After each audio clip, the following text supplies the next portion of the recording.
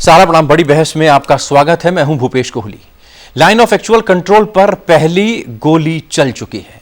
हालांकि गोली चलाने का आरोप दोनों सेनाएं एक दूसरे पर लगा रही हैं, लेकिन लाइन ऑफ एक्चुअल कंट्रोल के हालात अब बात से आगे बढ़ चुके हैं। चीन की चालबाजी का आलम यह है कि वो जिस वक्त बातचीत की टेबल पर होता है, उसी समय उसके सैनिक भारतीय इलाकों में कब्जे की साजिश रच रहे होते हैं।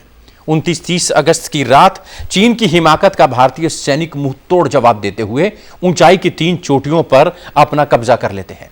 यह शिकस्त चीन को इतनी नागवार गुजरी कि 7 सितंबर को चुशूल में वार्ता के दौरान ही रेजांग ला दर्रे पर चीनी सैनिकों ने चढ़ाई कर दी, लेकिन भारतीय मुस्तैद जवानों ने पीएलए के सैनिकों को खदेड़ दिया। लेकिन चीन ने 45 साल बाद लाइन ऑफ एक्चुअल कंट्रोल पर पहली गोली चलाकर यह संदेश देने की कोशिश जरूर कर दी है कि अब वो हर पैंतरा आजमाने के लिए तैयार है। यानी लाइन ऑफ एक्चुअल कंट्रोल पर गोली भी, बोली भी।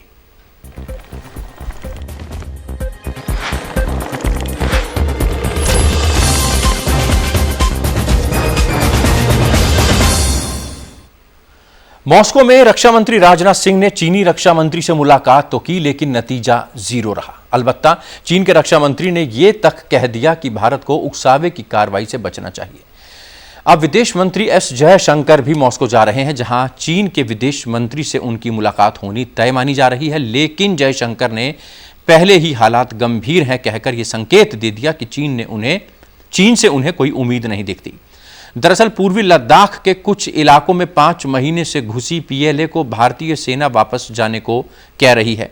कई महीनों से कमांडर स्तर की वार्ता भी चल रही है, लेकिन जवाब में चीन ने गलवान झड़प को अंजाम दिया।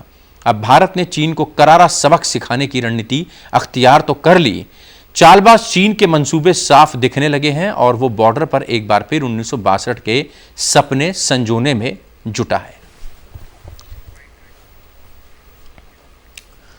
चीन की चोरी ये कि वो दबे पांव भारत की जमीन में घुसपैठ करने में लगा है, और सीना जोरी ये कि वो इसे अपनी जमीन भी बता रहा है। आखिर चीन चाहता क्या है, इसी मसले पर सुनते हैं जानकारों की राय। भौगोलिक तरह से वो अरुणाचल प्रदेश और लद्दाख को अपने में मिला ले, ये उसकी सोच है। और इसीलिए चीन बार बार ये प्रयत्न करता है। और ये सोच जो है 1 पाम 5 फिंगर स्ट्रैटेजी, ये माओ के ज़माने से है। उसी को प्रेसिडेंट जी कार्यान्वित और सफल बनाने के प्रयत्न में लगे हुए हैं। अरुणाचल प्रदेश हमारा है, ये चीन को समझना पड़ेगा। चीन इतिहास के पन्ने को जब अपने फेवर में होता है तो तोड़ मरोड़ को पेश करता है। मेरा ख्याल है वक्त आ गया है कि हमको भी इतिहास कोट करके चीन को सबक सिखाना पड़ेगा।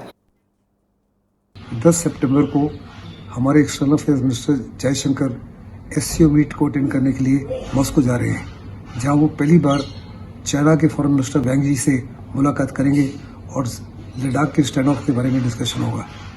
जयशंकर ने साफ तौर पर कहा है कि जो लद्दाख में सिचुएशन है बहुत ज़बरदस्त गंभीर है और अभी समय आ गया कि इसको पॉलिटिकली, डिप्लोमेटिकली और मिलिटरीली सॉर्ट आउट किया जाए, क्योंकि हर समस्या का हल जो है केवल बातचीत है। एलएसी गोली भी और बोली भी, ये कब तक चलेगा, ये बड़ा सवाल है। चीन पूर्वी लद्दाख इलाके में 1000 सैनिकों की तैनाती कर गलवान में युद्ध अभ्यास भी कर रहा है और बातचीत में भारत को उकसावे की कार्रवाई से बचने की चेतावनी भी दे रहा है। आखिर इसके इरादे क्या हैं? हमारे साथ चर्चा करने के लिए शानदार पैनल मौजूद है। भारतीय जनता पार्टी के प्रवक्ता गुलरेज शेख हमारे साथ मौजूद रहेंगे, कांग्रेस के नेता दीपक झा हमारे साथ मौजूद हैं, विदेश मामलों के जानकार रविंद्र सचदेव और डिफेंस एक्सपर्ट प्रफुल्ल बख्शी साहब हमारे साथ मौजूद हैं। सबसे पहले बख्शी साहब आपके पास आऊंगा। लाइन ऑफ कंट्रोल पर तमाम मोर्चों के बीच एक और नया मोर्चा खुल गया है। रेजांग ला सैनिक आमने सामने है, तनाव चरम पर है। किस तरीके से आप देखते हैं इस पूरी सिचुएशन को? आपके एक्सपर्ट कमेंट सर। देखिए, ऐसा है कि ये सन 62 से ये बात चल रही है। रेजांग ला उस समय लड़ाई में एक बहुत अहम भूमिका निभा रहा था और यही सारा एरिया गलवान से उस समय भी शुरू हुआ था और अभी भी उसमें शुरू हो रहा है उसी जगह से। कहने का मतलब ये है कि इस समय जो लोग कहते हैं कि बातचीत से हल होता है, बातचीत से अभी तक नहीं हल हुआ। फर्स्ट वर्ल्ड वॉर से लेके अभी तक आप हिस्ट्री देख लीजिए, पहले मिलिट्री एक्शन होता है, जो मिलिट्री एक्शन करने वाला सोच समझ के करता है और फिर बातचीत करके वो थोड़ा सा जो है वापस करना और जो जैसे बातचीत करके हमने हाजी पीर वापस कर दिया था, इस तरीके की बातें होती हैं। बातचीत जब आपके सीने के ऊपर दुश्मन घुसाता हुआ है तब बातचीत नहीं होती। इस समय जो लोग कह रहे हैं कि बातचीत से हल होगा, वो सपनों की दुनिया में खो रहे हुए हैं। इस समय इसका पहला हल होगा, आप मिलिट्री एक्शन लेके अपनी जमीन से बाहर उसको निकालिए। हाँ, और उसके बाद में जो ऊपर नीचे की बात है वो बातचीत से हल होती है, या लड़ाई से शुरू से पहले बातचीत तब होगी कि जब आप चाइना को बोलेंगे अप्रैल 1 से पहले वाले स्थान पे आप लौट जाइए, और फिर बातचीत शुरू होगी। और जब वो बातचीत शुरू होगी तब उसको हम कहेंगे कि आप अक्साई चिन से बात शुरू करिए। बातचीत उसको कहते हैं, ये नहीं कि आपकी 80% जमीन पे बैठा हुआ है और आप सोच रहे हैं कि बातचीत से बात हल हो जाएगी। चलिए आऊंगा आपके पास बख्शी साहब। रविंद्र सचदेव, क्या आपको भी लगता है पिछले 3 दिनों से चीनी सैनिक उन चोटियों पर पहुंचने की कोशिश कर रहे हैं जिन चोटियों पर भारतीय जवान मुस्तैदी से मौजूद हैं? अगर बातचीत से ये मसला हल नहीं होगा तो क्या लगता है इसका दूसरा ऑप्शन क्या है? और जयशंकर जबकि रशिया जा रहे हैं, उन्होंने भी कहीं ना कहीं चीन पर भरोसा नहीं जताया। वो भी कह रहे हैं कि कुछ खास फायदा दिखता नहीं है, हालात बहुत तनावपूर्ण हैं।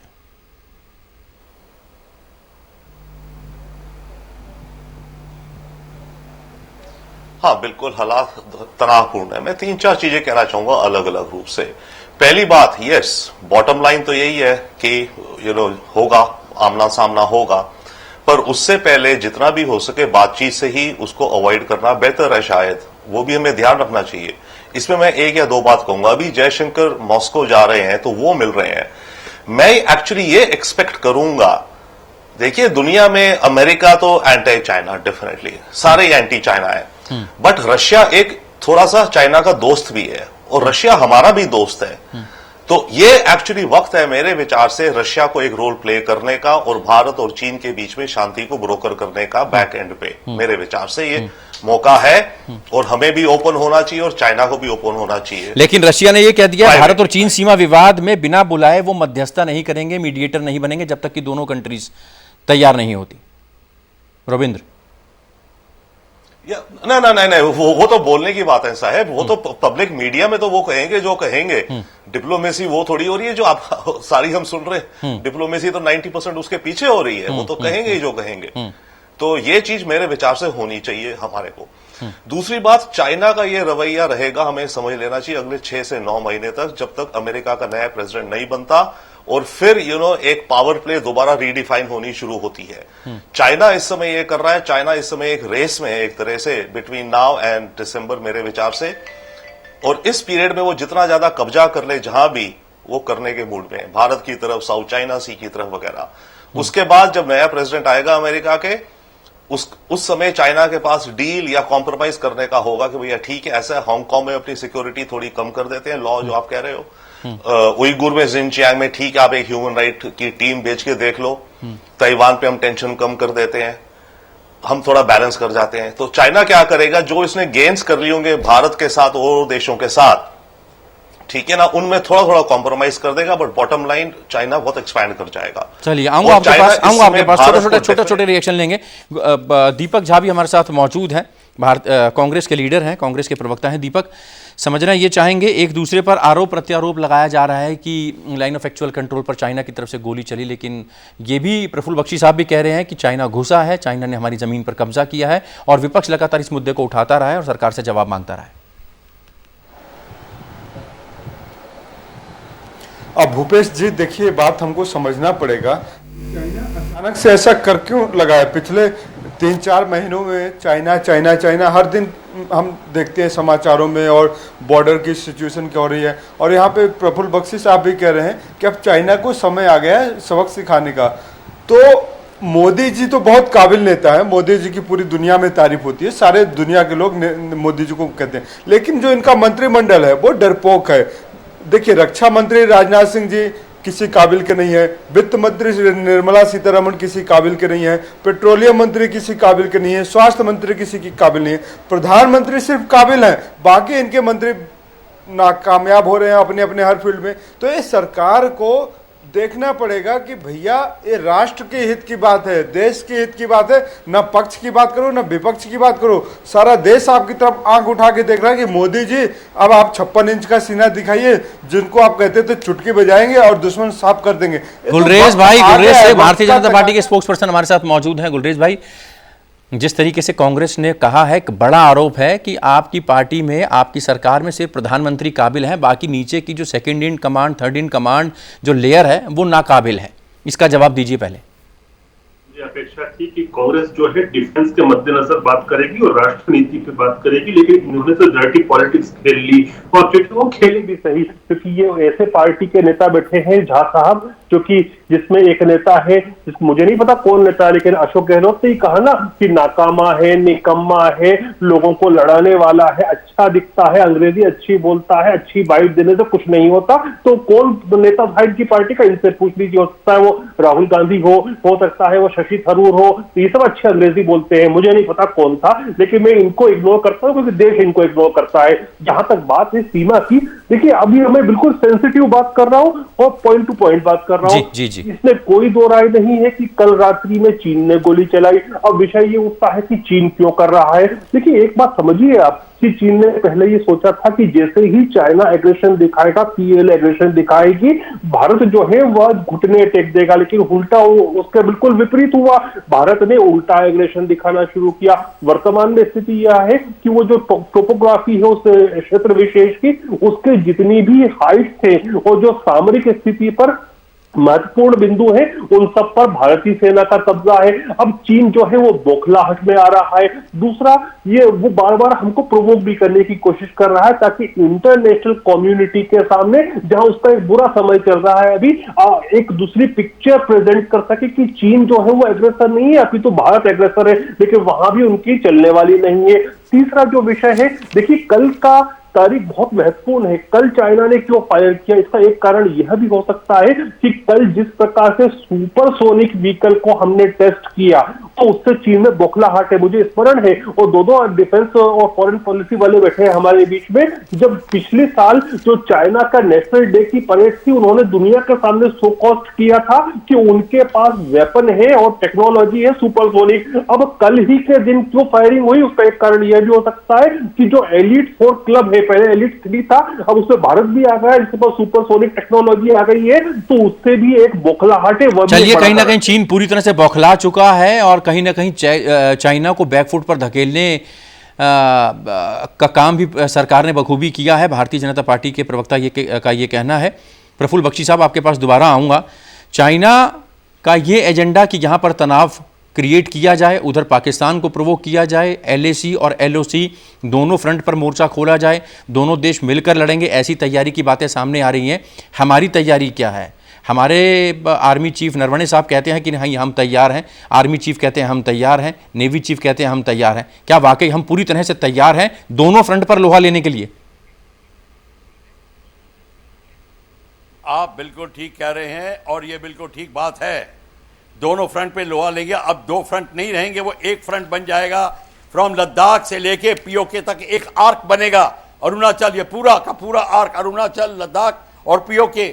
और भारत की फौज इसी तरीके से लोकेटेड है कि चारों तरफ इस आर्क को, जिसको कहते हैं ना कि more than close to 180 degree का ये आर्क है, ये बिल्कुल एब्सोल्युटली जो है हम लोग उसको, अब हमारी फौज है, एयरफोर्स है, नेवी है। पर बता दें आपको, एक बार हमारी नेवी ने अरेबियन सी के अंदर आगे गदार पोर्ट को बंद कर दिया।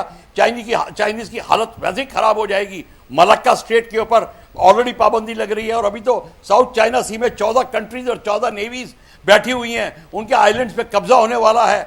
4 एयरक्राफ्ट कैरियर उनके सिर के ऊपर बैठे हुए हैं। इस समय चाइना की हालत बहुत नाजुक है और अगर लड़ाई शुरू होती है साउथ चाइना सी और लद्दाख में इकट्ठा, तो देख लीजिए भारत की नेवी वहां पे भी लड़ेगी और वहां के जो लड़ाकू हैं, जो उनके जो अमेरिकन वगैरह, उसकी सारी टेक्नोलॉजी और मैन पावर इधर भी इस्तेमाल हो सकती है, क्योंकि एक फ्रंट हो जाएगा।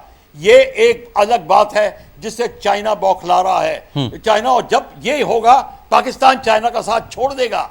जहां पे अमेरिका होगा वहां पाकिस्तान नहीं आएगा। ये भी आप बात कर लीजिए, ईरान वगैरह, टर्की सब चले जाएंगे चाइना को छोड़कर। ये चाइना को बहुत अखर रही है बात।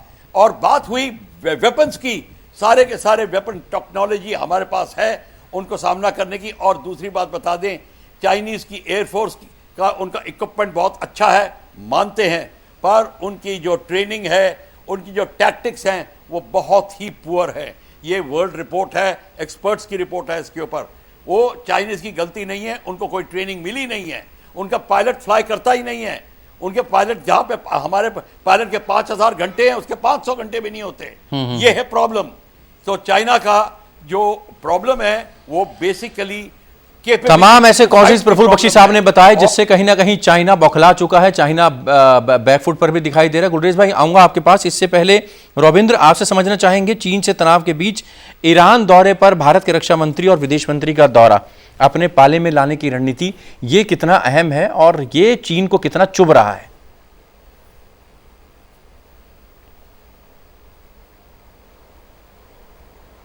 नहीं, ऑब्वियसली बहुत अहम है, इंपॉर्टेंट है, नीडेड है, अर्जेंट है, सब कुछ है, और चीन को कुछ तो अखरेगा ही काफी। मैं एक अलग छोटा सा एग्जांपल देना चाहता हूं आपको चाइनीज नेवी के बारे में। मेरे ख्याल से आपके दर्शकों को ये इंटरेस्टिंग बात रहेगी जो मैं कहने जा रहा हूं जी। आज की तारीख में क्लियर कट रिपोर्ट्स ये हैं कि चाइना की नेवी दुनिया की सबसे बड़ी नेवी है। ये 2-3 दिन पहले अमेरिकन इंटेलिजेंस की रिपोर्ट आई है। उनके पास 350 शिप्स हैं, अमेरिका के पास 300 हैं, उसके बाद छोटे हैं। चाइनीज नेवी इस समय जो कर रही है, बड़ी तो है ही, आर्टिफिशियल इंटेलिजेंस वगैरह में बहुत आगे जा चुकी है, अमेरिका को चैलेंज कर रही है। उसके अलावा मैं आपको इनकी एक अलग स्ट्रैटेजी बनाता हूं, क्या कर रहे हैं लोग। इनकी जो फिशिंग बोट्स हैं, ये झुंड के झुंड, साउथ चाइना सी में प्रॉब्लम क्या कर रहे हैं लोग, ये झुंड के झुंड 100, 200, 300 छोटी छोटी फिशिंग बोट्स, और कुछ में केवल डीजल, मशीन गन्स वगैरह, वो आ जाते हैं, फिशिंग करते हैं वहां पर जाकर के। ये जो सारी फिशिंग बोट्स हैं, ये एक अलग तरह की नेवी बना रही है चाइना। चाइनीज गवर्नमेंट इस समय 100% रेनोवेशन की कॉस्ट दे रही है, कोई भी शिप ओनर हो या बोट ओनर हो, उसको मिलिट्री रूप से तैयार करने में, ताकि जब जरूरत पड़े तो ऑन द सीज वो कन्वर्ट हो जाए इनटू अ जिस भी साइज की बोट या ship for the Chinese navy. तो हमें ये चीजें आई मीन देख के चलनी ऐसी। मेरा point is, I agree and we will absolutely punch मारेंगे चाइना को, बट हमें ये देखना भी तो चाहिए कि हो क्या रहा है। और दूसरी तरफ, ठीक है ना, हमें वैक्यूम में नहीं जाना चाहिए, that's the only thing. And इसमें डेफिनेटली तभी रशिया का होप है कि ब्रोकर कुछ हो जाए, डील तो अच्छी बात है, नहीं तो वरना तो जाएंगे ही जाएंगे। भाई जीने नहीं दोगे तो हम मारेंगे, तो मैं क्यों नहीं मारेंगे। हमारे गलवान में जो मार्टरडम हुआ, सोल्जर्स ने यही तो दिखाया, जियो और जीने दो, नहीं जीने दोगे तो ये लो, we are ready to give a sacrifice. So China should understand that now. Gulrez भाई, आप कुछ कहना चाह रहे थे, और इस बीच सवाल यह भी है कि लाइन ऑफ एक्चुअल कंट्रोल पर गोली नहीं चलाने की नीति का उल्लंघन हुआ, सालों से ये नीति थी और आखिरकार फायरिंग हुई। तनाव पूरी तरह से चरम पर, सरकार के कंधों पर यह जिम्मेदारी कि तनाव को कम करे, और अगर नहीं होते तो मिलिट्री ऑपरेशंस का इस्तेमाल करके सीधे सीधे चाइना को बाहर का रास्ता दिखाए। भूपेश, ये बात तो मैं क्या कहूंगा, जो chief of defence staff CDS Vipin Rawat ji ने कह दी कि यदि डिप्लोमेसी काम नहीं कर पाती है तो military option is on table. तो वो तो अंतिम चीज है जिसका उपयोग होगा। अब जहां तक कल चीन ने किया, डेफिनेटली जो 45 साल से गोली नहीं चली थी उन्होंने चलाकर उस चीज को भी तोड़ दिया है। लेकिन अभी हमारे दोनों एक्सपर्ट ने जो बड़ी बात कही, मैं उसमें कुछ ऐड करना चाहूंगा। अभी बख्शी साहब ने कहा था कि जहां तक हिलिटेरियन है विशेषकर, उस पर चीन कमजोर है। वो वास्तव में कमजोर है। मैं आपको किस प्रकार से बताऊंगा इस चीज को। 2007 था या 2009 था, इसमें CSO CSTO ने ज्वाइंट एक्सरसाइज की थी, एक्सरसाइज पीस के नाम से ये की थी रशिया में, और हिलिटेरियन था। वहां पर रशिया की मिलिट्री ने बहुत अच्छा प्रदर्शन किया था। यहां तक जो कजाकिस्तान वगैरह जो सेंट्रल एशिया की कंट्रीज हैं, उनका भी प्रदर्शन अच्छा था। जो सबसे वर्स्ट प्रदर्शन था वो PLA का था, चाइनीज मिलिट्री का था। वो उसका मेन कारण जो था कि उनके इक्विपमेंट जो था, उसकी डिजाइन थी वो फ्लॉड थी। वो फ्लॉड डिजाइन जो थी वो वहां हिलिटेरियन पे जाकर फेल हो गई थी। इतना फेल हुआ था कि जो जर्नलिस्ट थे उनसे उन्होंने मिलने का इनकार कर दिया था, और साथ ही साथ अपने इक्विपमेंट को ढक भी दिया था। अभी रविंद्र जी कह रहे थे कि चाइना की जो नेवी है वो दुनिया की सबसे बड़ी नेवी हो सकती है। हम भी इस चीज को मानते हैं कि हो सकता है कि वो बहुत पावरफुल हो और हमारी नेवी से ज्यादा पावरफुल है, लेकिन उससे हमको चिंता की बात नहीं है, क्योंकि साउथ चाइना सी जो है वहां उसको काउंटर करने के लिए बैठा है अमेरिकन नेवी है, जापानीज नेवी है और दूसरे देशों की नेवी है। तो वो जो नेवी की सुप्रीमेसी थी वह तो खत्म हो जाती है। अब बचता है आर्मी की सुप्रीमेसी। आर्मी में हम लगभग उनके बराबर हैं, हम एयरफोर्स में कुछ चीजों में उनसे आगे हैं, कुछ चीजों में वो हमसे आगे। चलिए आऊंगा आपके पास। कंपैरिजन, कई चीजों में चाइना आगे, कई चीजों में हम आगे हैं। चाइना का ये एजेंडा भी ऐसा तनाव पैदा करने के लिए ये एजेंडा भी है कि भारत में राजनीतिक हलचल बढ़ेगी और मोदी सरकार की छवि को धक्का लगेगा। विपक्ष भी यही चाहता है। दीपक भाई, इसका जवाब दे दीजिए आप। देखिए, विपक्ष भी यही चाहता है, पूरा देश यही चाहता है। गुलरेज भाई, दिल बहलाने के लिए ख्याल अच्छा है, हम हिंदुस्तानी हैं और हम चाहते हैं और सोचते हैं और चाहते हैं कि हमारा सम्मान बना रहे, हमारे देश का झंडा बुलंद रहे। लेकिन जिस तरह से आपने सारी चीज़ें चरमरा दी है, अर्थव्यवस्था से लेके भारतीय सीमा की सुरक्षा तक लेके, तो इससे एक बात पता चलती है कि आप लोग किस तरीके से जनता के सामने सच्चाई को छिपा रहे हैं। सरकार कहीं ना कहीं, देखिए, प्रधानमंत्री जी भाषण देते हैं और डिसलाइक कर दिया जाता है, इतने ज़्यादा कमेंट्स आते हैं उस पर, तो उसको आप हाइड कर देते हैं। तो कहीं ना कहीं ये बात बिल्कुल तरीके से स्पष्ट है, क्योंकि नरेंद्र मोदी जी वो व्यक्ति हैं जिनका चाइना के साथ सबसे ज़्यादा बेहतर संबंध था। जब वो चीफ मिनिस्टर थे गुजरात के, तब भी वो सबसे ज़्यादा चाइना के दौरा करते थे। जब वो प्राइम मिनिस्टर ऑफ इंडिया बनते हैं, तब से लेकर अब तक 18 बार चाइनीज काउंटर पार्ट से मिलते हैं। तो अब बताएंगे कि रिश्ता क्या कहलाता है। कहीं दूसरी बात, मैं एक आशंका व्यक्त कर रहा हूं आज आपके चैनल पर बैठ के, कहीं ना कहीं एक जनता को बरगलाने का कहीं एक तरीका तो नहीं हो सकता कि भैया तुम युद्ध का माहौल पैदा करो, मैं युद्ध का माहौल पैदा करता हूं और देश के अंदर एक छद में राष्ट्रवाद, एक छद में युद्ध पैदा किया जाएगा। गुलेश भाई, एक लाइन में जवाब देना, एक लाइन में। गुलेश भाई, एक लाइन में जवाब देना, उसके बाद मुझे बख्शीश आपके पास जाना है। एक लाइन में जवाब, बड़ा गंभीर आरोप। गयाराम ढाक के 3 पात कुछ गुलरेश शेख की आवाज, गुलरेश शेख की आवाज। ये भी मनोदशा होगी। मैं बहुत बड़ा आरोप लगा रहा हूं सरकार पे। कहलाता ही है रिश्ता बराबरी का रिश्ता है। चलिए, बराबरी के लेवल पर बीच में हमारे नौजवान सैनिक शहीद हो रहे हैं वहां पे। तो क्योंकि अगर जब तक आप आके बात नहीं करेंगे क्लियर तरीके से, आप आर पार कर लीजिए ना भैया। आप कहते हैं कि हमारे पास ज्यादा व्यवस्था है, तो हम बताएं कि पूरी पैनल में सबसे ज्यादा सामरिक विषय पर किसी ने बात नहीं की है, तो प्रवक्ता ने नहीं की है। पाकिस्तान को एक बात सबक सिखा दीजिए। ये बात कहना ज्यादा आसपास की बातें, इधर उधर की बातें की है तो दीपक जी ने की है। हमने से तीनों में से किसने किया बताइए? हम तो पॉइंट टू पॉइंट बात कर रहे हैं। रविंद्र, भारत की कमजोर पड़ रही इकोनॉमी, दोनों के पास आऊंगा, आरोप प्रत्यारोप का दौर जारी है। भारत की कमजोर पड़ रही इकोनॉमी और अमेरिका के राष्ट्रपति चुनाव के बाद अमेरिका की रणनीति थोड़ी नरम पड़ती है, ऐसा चाइना सोच रहा है और इसको लेकर कहीं ना कहीं चाइना उत्साहित भी है। यह कितना बड़ा ट्रम्प कार्ड होगा चाइना के लिए और इस पर हमारी रणनीति क्या होनी चाहिए?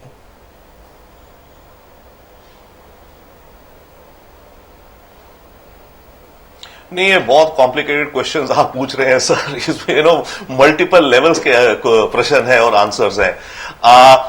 इकोनॉमिक स्थिति डेफिनेटली हमारी बहुत कॉम्प्लिकेटेड है। और देखिए, मैं एक और चीज कहना चाहता हूं मिलिट्री को लेकर के। अभी जैसे चाइना, मानो वॉर ना हो हमारी, यही गर्मा गर्मी चलती रहे अगले 6 महीने तक, हमारी कितनी military equipment wear and tear होगी। मैं आपको एग्जाम्पल देता हूं। जापान में ओकिनावा जो बेस है, वहां की एक रिसेंट रिपोर्ट आई है कि हर साल चाइनीज प्लेन इंटरफेयर करते हैं, एयर स्पेस पे आते हैं तो अपने पेट्रोल उड़ाते हैं उनकी आपस में वो करने के लिए।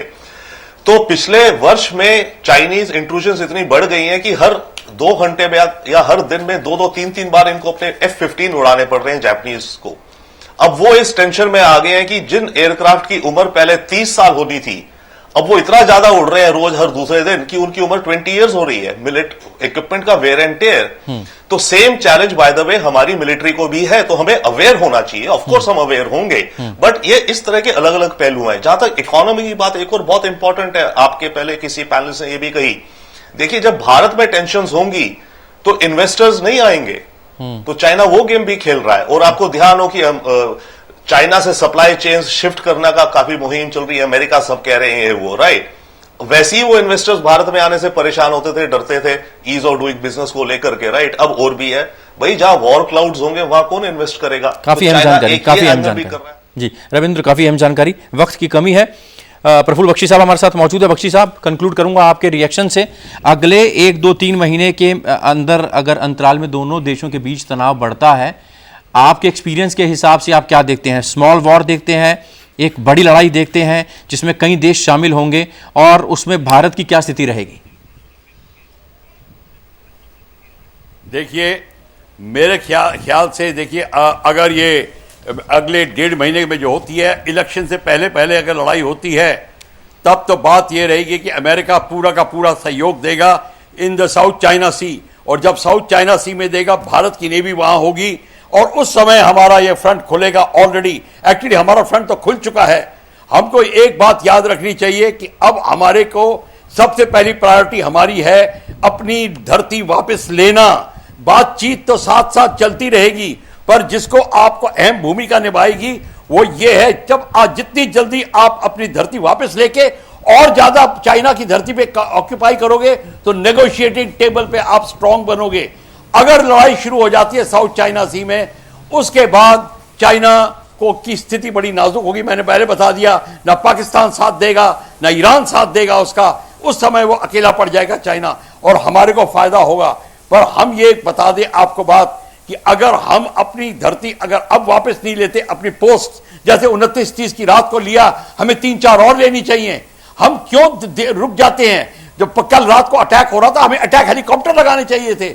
हम अपने को अब एक्स्ट्रा वेपन लगाने में भी अभी शर्माते हैं। जैसे 62 में एयर पार लगाने में शर्मा रहे थे, कारगिल में झिझक रहे थे, अभी भी झिझक रहे हैं। हमारे को थोड़ी अपनी नीतियों में बदलाव लाना पड़ेगा। तो अगले 1.5 और 2 महीने में अगर ये स्थिति होती है तो ऐसे होगा। इलेक्शन खत्म होने के बाद ट्रंप नहीं रहे तो शायद अमेरिका की नेवी शायद वहां रहेगी भी नहीं, और उसके बाद चाइना की सिचुएशन चेंज हो जाएगी, और तब हमारे पे और ज्यादा वजन पड़ेगा। चलिए, वक्त रहते कहीं ना कहीं अपनी रणनीति में भी चेंज करना पड़ेगा भारत सरकार को, हमारे मिलिट्री को। हालांकि मिलिट्री अपने हिसाब से काम करती है और देश की रक्षा की जिम्मेदारी पूरी तरह से उसके कंधों पर है, और देश को बार बार आश्वस्त भी किया जाता है। LAC पर तनाव मोर्चों के बीच एक मोर्चा खुल चुका है, जैसा कि हम आपको बता रहे, रेजांगला सैनिक आमने सामने है। तनाव पूरी तरह से चरम पर है। पिछले 3 दिनों से चीन के सैनिकों ने उन चोटियों पर लगातार कब्जा करने की कोशिश की है, लेकिन भारतीय सैनिकों ने उनको वहां से खदेड़ दिया है। रक्षा मंत्री दौरे करके आए हैं और विदेश मंत्री S जयशंकर भी अब दौरे पर हैं। देखते हैं कितनी बात बन पाती है, मिलिट्री टॉक से क्या कुछ निकल पाता है। इन सब पर हमारी नज़र बनी रहेगी। बहरहाल आज वक्त की कमी है, बड़ी बहस में इतना ही। तमाम मेहमान हमारे साथ मौजूद रहे। गुलरेज शेख भाई, भारतीय जनता पार्टी के स्पोक्स पर्सन, आपका बहुत शुक्रिया। दीपक झा, रविंद्र सचदेव, फॉरेन एक्सपर्ट, आपका बहुत शुक्रिया। प्रफुल्ल बख्शी साहब, डिफेंस एक्सपर्ट कमेंट्स के लिए आपका भी बहुत बहुत शुक्रिया। बड़ी बहस में फिलहाल अभी के लिए इतना ही। दीजिए इजाजत, ब्रेक के बाद खबरों का सिलसिला जारी रहेगा। आप चलते रहिए सहारा न्यूज़ नेटवर्क के साथ। फिलहाल इजाजत साहब।